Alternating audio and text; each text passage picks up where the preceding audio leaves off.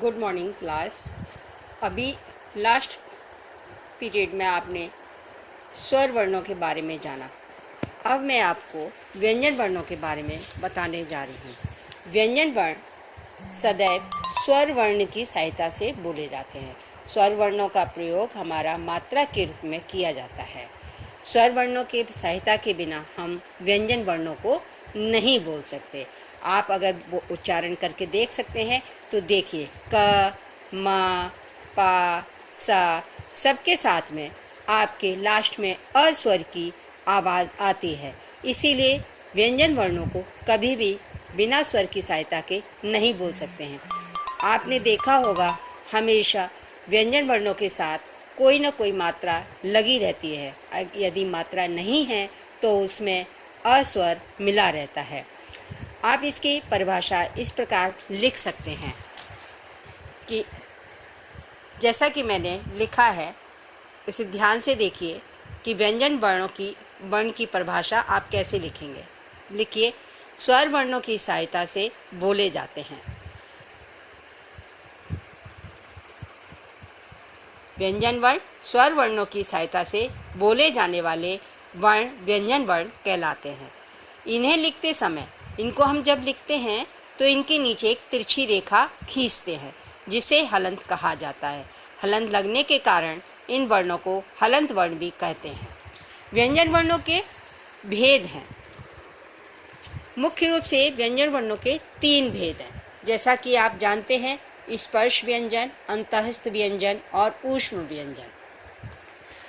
स्पर्श व्यंजन हम उन्हें कहते हैं जब हमारी हृदय वायु अंदर से उच्चारण करते समय बाहर निकलती है और निकलते समय वो मुख के किसी भी अंग को छूती हुई निकलती है।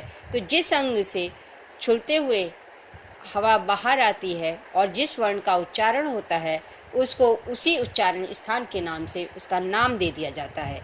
इसीलिए इन वर्णों को स्पर्श व्यंजन कहा जाता है।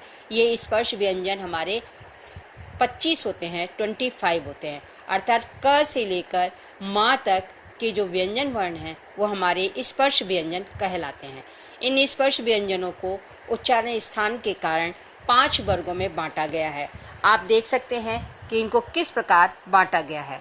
सबसे पहले क वर्ग आता है। क वर्ग में जो व्यंजन वर्ण है वो है क ख ग घ अंगा। ये इनका उच्चारण स्थान कंठ से है। आप इनको उच्चारित करते हुए सुन सकते हैं, ध्यान दे सकते हैं कि क तो आपकी आवाज़ जो अंदर से आ रही है, हवा हृदय वायु बाहर निकल रही है, वो मुख के किसी भी अंग से स्पर्श नहीं हो रही, केवल गले से आवाज़ निकलती है। तो गले से आवाज़ निकलने के कारण इनका उच्चारण स्थान कंठ कहा गया है। इस कंठ से जो हमारे व्यंजन वर्ण निकलते हैं वो 5 हैं, क ख ग घ अंगा। इसी प्रकार च वर्ग है। च वर्ग का उच्चारण स्थान हमारा तालु है, इसे तालव्य भी कहते हैं।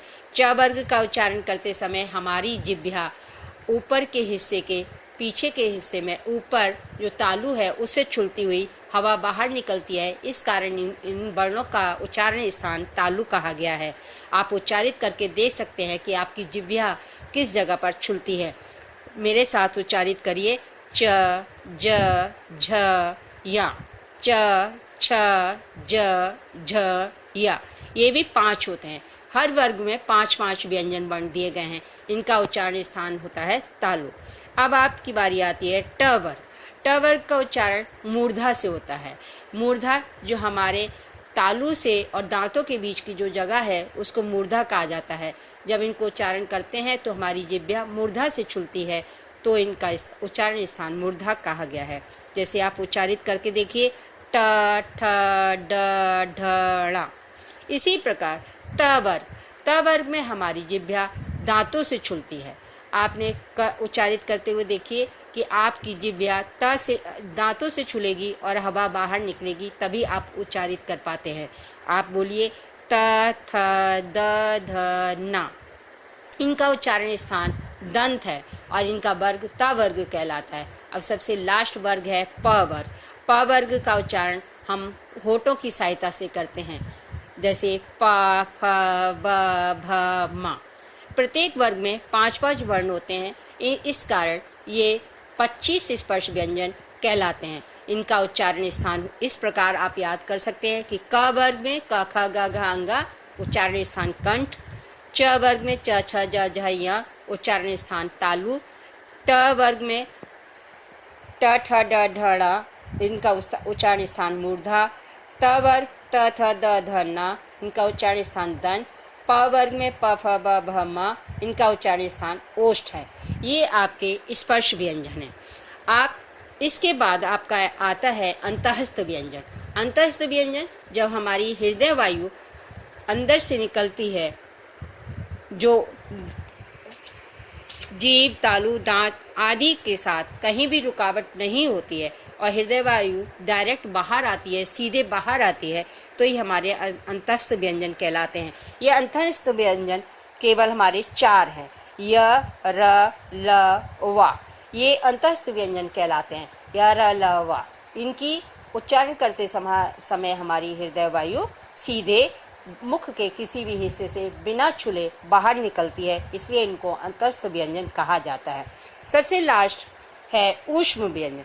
ऊष्म व्यंजन वो कहलाते हैं जिनको बोलते समय हमारे हृदय वायु मुख के किसी भी स्थान से जब रगड़ खाकर ऊष्मा पैदा करती है, अर्थात गर्मी पैदा करती है, तब उस गर्मी से उत्पन्न जो वर्ण उच्चारित होता है वह वर्ण हमारा ऊष्म व्यंजन कहलाता है। जैसे श, श, स, ह, ये 4 वर्ण हमारे ऊष्म व्यंजन कहलाते हैं। इन व्यंजनों का उच्चारण करते समय हमारी हृदय वायु मुख के जिह्वा मुख के किसी भी भाग से जब रगड़ खाती हुई बाहर निकलती है तो वह ऊष्मा पैदा करती है। इस कारण इन वर्णों का नाम ऊष्म व्यंजन दिया गया है। Thank you.